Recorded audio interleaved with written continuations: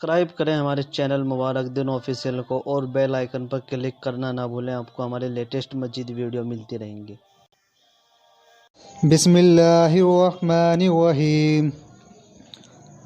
رمضان کی فضیلت۔ رسول اللہ صلی اللہ علیہ وسلم ارشاد فرماتے ہیں، جنت کے 8 دروازے ہیں، ان میں ایک دروازے کا نام ریان ہے، اس دروازے سے وہی جائیں گے جو روزے رکھتے ہیں۔ رمضان کے فضائل۔ اللہ کے رسول صلی اللہ علیہ وسلم نے ارشاد فرمایا، ناکام ہو گیا ہے وہ شخص جس پر رمضان کا مہینہ ہو کر چلا گیا لیکن وہ اپنی مغفرت نہیں کرا سکا۔ اے ایمان والو، تم پر روزے فرض کیے گئے ہیں جیسے تم سے پچھلی امتوں پر فرض کیے تھے، تاکہ کہیں تم تقوی اختیار کرو۔ حضرت ابو ہریرہ رضی اللہ عنہ کہتے ہیں کہ نبی کریم صلی اللہ علیہ وسلم نے ارشاد فرمایا،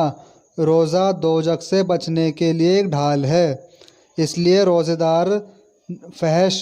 نہ بری باتیں کرے، نہ جہالت کی باتیں کریں، اور کوئی شخص اس سے لڑے یا اسے گالی دے تو اس کا جواب صرف یہ ہونا چاہیے کہ میں روزے دار ہوں۔ یہ الفاظ 2 بار کہہ دے۔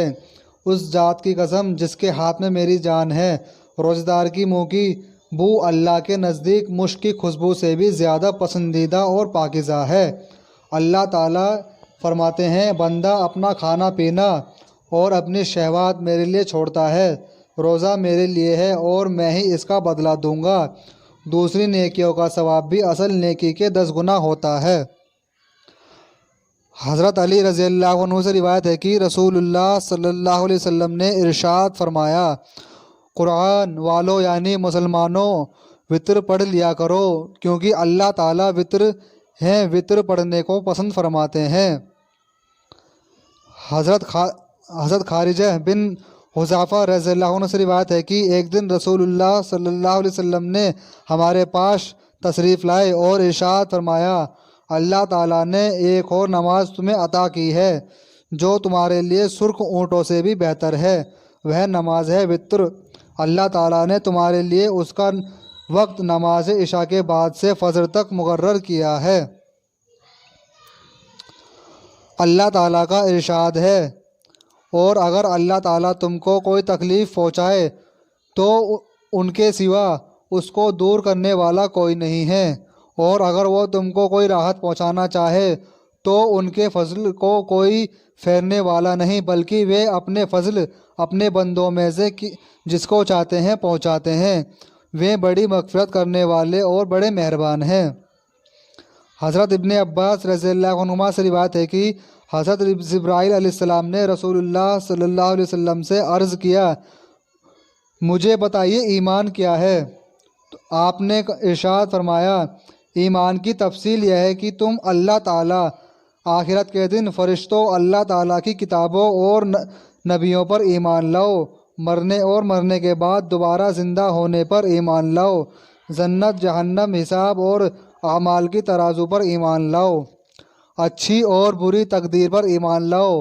حضرت جبرائیل علیہ السلام نے عرض کیا، جب میں ان تمام باتوں پر ایمان لے آیا تو کیا میں ایمان والا ہو گیا؟ آپ نے ارشاد فرمایا، جب تم ان چیزوں پر ایمان لے آئے تو تم ایمان والے ہو گئے۔ حضرت ابو ہریرہ رضی اللہ عنہ سے روایت ہے کہ نبی کریم صلی اللہ علیہ وسلم نے ارشاد فرمایا، ایمان یہ ہے کہ تم اللہ تعالیٰ کو، اس کے فرشتوں کو اور آخرت میں اللہ تعالیٰ سے ملنے کو اور رسولوں کو حق جانو اور حق مانو، اور مرنے کے بعد دوبارہ اٹھائے جانے کو حق مانو۔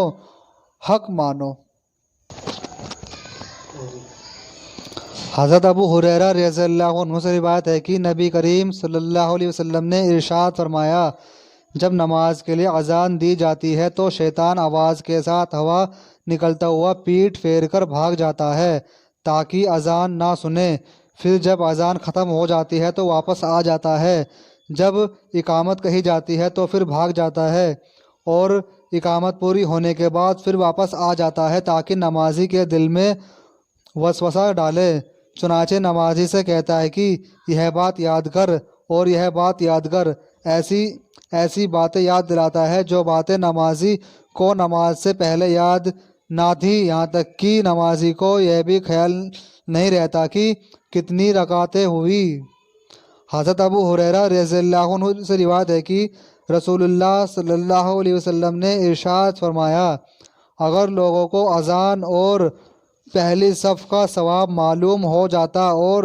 انہیں اذان اور پہلی صف قروا اندازی کے بنا حاصل نہ ہوتی تو وہ ضرور قروا اندازی کرتے۔ حضرت جابر رضی اللہ عنہ سے روایت ہے کہ میں نے رسول اللہ صلی اللہ علیہ وسلم کو یہ ارشاد فرماتے ہوئے سنا، شیطان جب نماز کے لیے اذان سنتا ہے تو روحا کے مقام تک دور چلا جاتا ہے۔ حضرت سلیمان رحمۃ اللہ علیہ کہتے ہیں کہ میں نے حضرت جابر رضی اللہ عنہ سے مقام روحا کے بارے میں پوچھا تو انہوں نے فرمایا کہ مدینے سے 36 میل دور ہے۔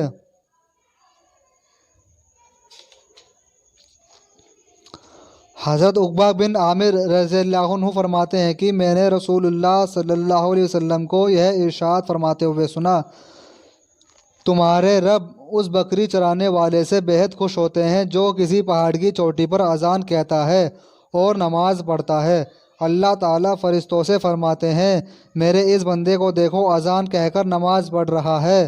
سب میرے ڈر کی وجہ سے کر رہا ہے، میں نے اپنے بندے کی مغفرت کر دی اور جنت کا دروازہ کھول دیا ہے۔ حضرت سہل بن سعد رضی اللہ عنہ سے روایت ہے کہ رسول اللہ صلی اللہ علیہ وسلم نے ارشاد فرمایا، 2 وقتوں کی دعائیں رد واپس نہیں کی جاتی، ایک اذان کے وقت، دوسرا اس وقت جب گھمسان کی لڑائی شروع ہو جائے۔ حضرت سعود بن ابی وقاص رضی اللہ عنہ سے روایت ہے کہ رسول اللہ صلی اللہ علیہ وسلم نے ارشاد فرمایا، جس آدمی نے مؤذن کی اذان سننے کے وقت یہ کہا، جس کا ترجمہ یہ ہے، میں بھی گواہی دیتا ہوں کہ اللہ تعالیٰ کے سوا کوئی معبود نہیں، وہ اکیلا ہے، اس کا کوئی شریک نہیں، اور یہ گواہی دیتا ہوں کہ محمد صلی اللہ علیہ وسلم اللہ کے بندے اور رسول ہیں، اور میں اللہ تعالیٰ کو رب ماننے پر، محمد صلی اللہ علیہ وسلم کو رسول ماننے پر اور اسلام کو دین ماننے پر راضی ہوں، تو اس کے گناہ معاف کر دیے جائیں گے۔ اللہ تعالیٰ کا ارشاد ہے، جو لوگ قرآن کریم کی تلاوت کرتے ہیں اور نماز کی پابندی کرتے ہیں اور کچھ ہم نے ان کو دیا ہے ان میں سے چھپا کر اور کھلے طور پر خرچ کیا کرتے ہیں، وہ یقیناً ایسی تجارت کی امید لگائے ہوئے ہیں جس کو کبھی نقصان پہنچنے والا نہیں، یعنی ان کو ان کے اعمال کا اجر و ثواب پورا دیا جائے گا۔ اللہ تعالیٰ نے اپنے رسول صلی اللہ علیہ وسلم سے ارشاد فرمایا، جو کتاب آپ پر اتاری گئی ہے اس کی تلاوت کیا کیجیے۔ اللہ تعالیٰ کا ارشاد ہے، یہ قرآن جو ہم اتار رہے ہیں یہ مسلمانوں کے لیے شفا اور رحمت ہے۔ اللہ تعالیٰ نے اپنے رسول صلی اللہ علیہ وسلم سے ارشاد فرمایا، آپ یہ کہہ دیجئے کہ بے شک اس قرآن کو روح القدس یعنی جبرائیل آپ کے رب کی طرف سے لائے ہیں، تاکہ یہ قرآن ایمان والوں کو ایمان کو مضبوط کرے، اور یہ قرآن فرما برداروں کے لیے ہدایت اور خوشخبری ہے۔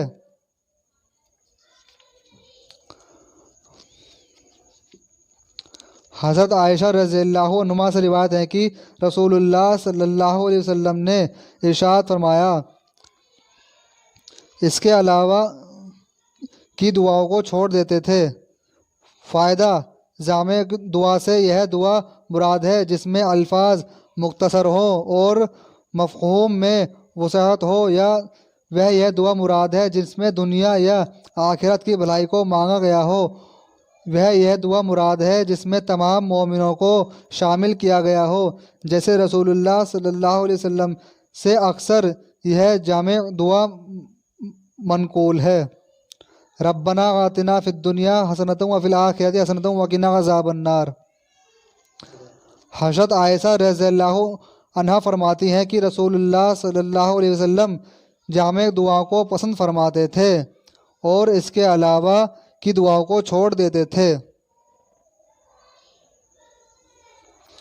حضرت حبیب بن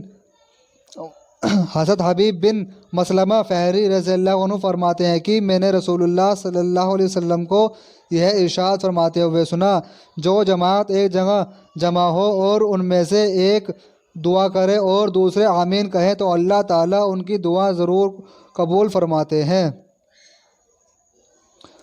حضرت معاذ رضی اللہ عنہ سے روایت ہے کہ رسول اللہ صلی اللہ علیہ وسلم نے ارشاد فرمایا، آخر زمانے میں ایسے لوگ ہوں گے جو ظاہر میں دوست ہوں گے مگر اندرونی طور پر دشمن ہوں گے۔ کہا گیا، اے اللہ کے رسول صلی اللہ علیہ وسلم، یہ کس وجہ سے ہوگا؟ آپ نے ارشاد فرمایا، ایک دوسرے سے غرض کی وجہ سے ظاہری دوستی ہوگی اور اندرونی دشمنی کی وجہ سے یہی ایک دوسرے سے خوف زدہ بھی رہیں گے۔ فائدہ مطلب یہ ہے کہ لوگوں کی دوستی اور دشمنی کی بنیاد ذاتی اغراض پر ہوگی، اللہ تعالیٰ کی خوشنودی حاصل کرنے کے لیے نہیں ہوگی۔ حضرت معاذ بن جبل رضی اللہ عنہ سے روایت ہے کہ رسول اللہ صلی اللہ علیہ وسلم نے ارشاد فرمایا، جو بندہ دنیا میں شہرت اور دکھلانے کے لیے کوئی نیک عمل کرے گا، اللہ تعالیٰ قیامت کے دن اس بات کو تمام مخلوق کے سامنے شہرت دیں گے کہ اس آدمی نے نیک اعمال لوگوں کو دکھانے کے لیے کیے تھے، جس کی وجہ سے اس کی رسوائی ہوگی۔ حضرت ابو برزہ رضی اللہ عنہ سے روایت ہے کہ رسول اللہ صلی اللہ علیہ وسلم نے ارشاد فرمایا، مجھے تم پر اس بات کا ڈر ہے کہ تم ایسی گمراہ کن خواہشوں میں پڑ جاؤ جن کا تعلق تمہارے پیٹوں اور شرمگاہوں سے ہے، جیسے حرام کھانا، بدکاری وغیرہ، اور ایسی خواہشوں میں پڑ جاؤ جو تمہیں راہ حق سے ہٹا کر گمراہی کی طرف لے جائے۔ دوستو، آپ لوگوں سے گزارش ہے، اگر آپ کو ہماری ویڈیو اچھی لگتی ہو تو اسے دل سے لائک کیجئے گا۔ دوستو، ایک لائک آپ کا ہمیں بہت حوصلہ دیتا ہے، اور دوستو ویڈیو کو شیئر کیجئے گا، اور اگر آپ ہمارے چینل مبارک دن آفیشیل پر نئے ہیں تو ہمارے چینل مبارک دن آفیشیل کو سبسکرائب ضرور کیجئے گا۔